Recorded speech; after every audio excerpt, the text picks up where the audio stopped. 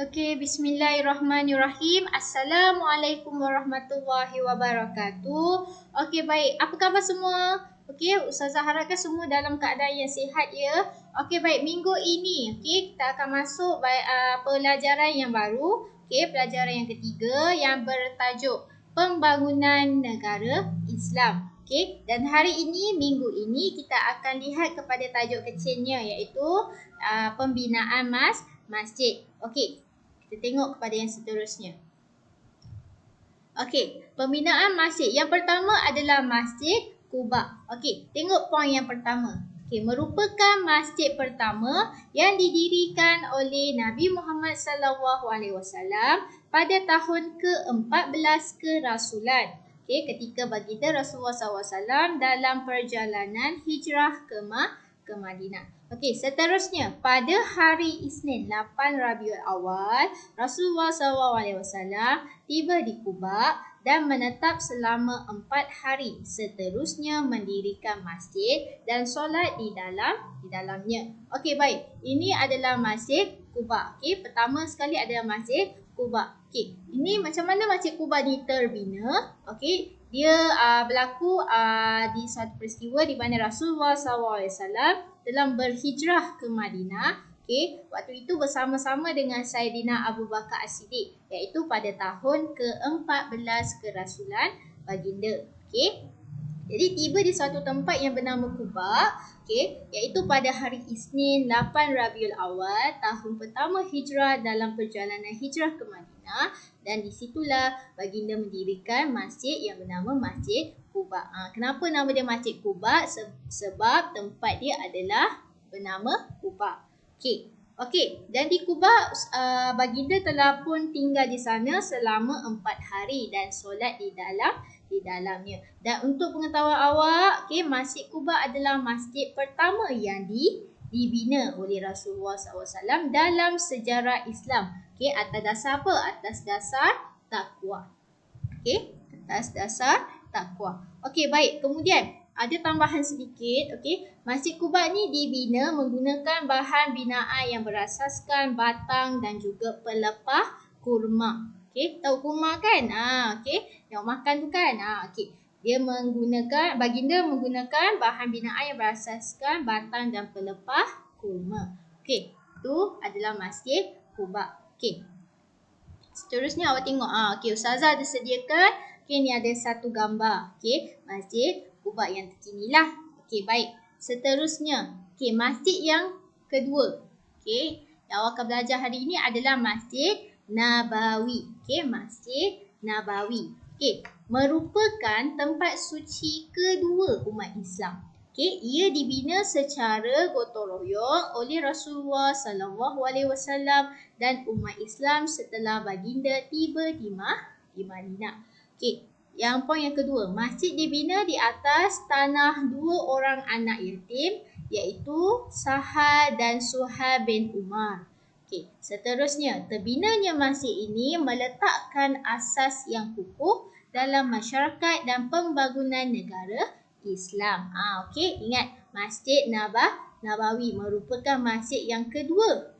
Okey, masjid yang kedua paling suci bagi umat Islam selepas Masjidil Haram yang terletak kat mana? Di Mekah. Okey, itu adalah Masjid Nabawi dan dibina pada tahun pertama hijrah oleh Rasulullah SAW bersama-sama umat Islam Madinah secara bergotong royong. Okey, ingat bila dibina pada tahun pertama hijrah. Okey, dekat mana Masjid Nabawi ni? Dekat Madinah. Okey, tu awak kena ingat. Okey, seterusnya, Masjid Nabawi ni dibina di atas sebidang tanah yang dibeli oleh Rasulullah SAW daripada dua orang anak yatim tadi yang saya sebutkan tadi, iaitu bernama apa? Bernama Sahal dan Suhail bin Umar. Okey, itu adalah dua anak yatim. Okey, baik. Dan untuk pengetahuan juga, rumah Rasulullah SAW terletak bersebelahan dengan Masjid Nabawi. Okey, dan makam Rasulullah SAW ditempatkan di Masjid Nabawi. Selain makam Rasulullah, ada juga makam Saidina Abu Bakar As-Siddiq dan juga Saidina Umar bin Khattab. Okey, itu yang awak perlu tahulah mengenai Masjid Nabawi. Dan selain itu, okey, ada juga sabda Rasulullah SAW daripada Ja'bar. Okey, Ja'bar radhiyallahu anhu yang telah pun meriwayatkan Rasulullah SAW bersabda, okey, pahala solat sekali di Masjid Nabawi sama dengan pahala solat 1000 kali di tempat lain. Ustazah ulang balik. Okey, pahala solat sekali di Masjid Nabawi sama dengan pahala solat 1000 kali di tempat lain. Awak nampak tak betapa besarnya ganjaran bila kita solat dekat Masjid Nabawi. Itulah kelebihan Masjid Nabawi. Okey, baik. Kita pergi kepada seterusnya. Okey, ini adalah gambar Masjid Nabawi.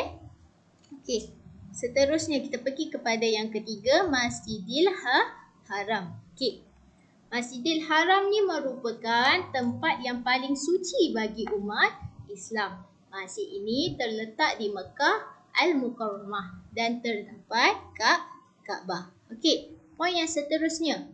Kaabah telah dibina semula oleh Nabi Ibrahim AS bersama puteranya iaitu Nabi Ismail AS. Okey, poin yang seterusnya, Masjidil Haram menjadi tumpuan utama umat Islam semasa mengerjakan haji dan umrah. Okey, itu poin yang ustazah ada sediakan. Okey, Masjidil Haram. Ingat, Masjidil Haram adalah tempat yang paling suci. Okey, paling suci di dunia ini, okey, yang terletak dekat mana? Dekat Mekah Al-Mukarramah. Okey, dekat Mekah. Okey. Dan selain itu, Masjidil Haram ni juga dikenali sebagai Baitullahil Haram. Okey. Okey, Baitullahil Haram. Okey, dan masjid ini dinamakan Masjidil Haram kerana apa? Okey, kerana diharamkan dan dilarang menumpahkan darah di kawasannya. Okey, ustazah ulang Masjid ini dinamakan Masjidil Haram kerana diharamkan dan dilarang menumpahkan darah di kawasannya. Okey, dan selain itu di sinilah terletaknya Kaabah. Okey, Kaabah ni dibina semula oleh Nabi Ibrahim alaihissalam bersama puteranya Nabi Ismail alaihissalam. Okey. Macam yang awak tahulah, Kaabah ni adalah kiblat bagi umat Islam. Okey. Dan Masjidil Haram ni dibina mengelilingi Kaabah. Okey. Okey, awak tengok gambar seterusnya ni. Okey, awak tengok gambar inilah Masjidil Haram. Okey, kalau awak perasan dekat sini, okey. Inilah Kaabah. Okey, Masjidil Haram dibina mengelilingi Kaabah. Okey. Setakat ni faham tak apa yang saya sampaikan? Okey, baik, itu sahaja untuk minggu ini. Ustazah nak awak faham dahulu. Okey, faham. Okey, kenal dahulu. Okey, 3 masjid yang saya dah terangkan tadi. Yang pertama adalah masjid apa? Masjid Quba. Yang kedua Masjid Nabawi. Dan yang ketiga yang ini adalah Masjidil Haram. Okey, ketiga-tiga ni ustazah nak minggu ini awak fahamkan, kenal dan fahamkan dahulu. Okey, ketiga-tiga ini.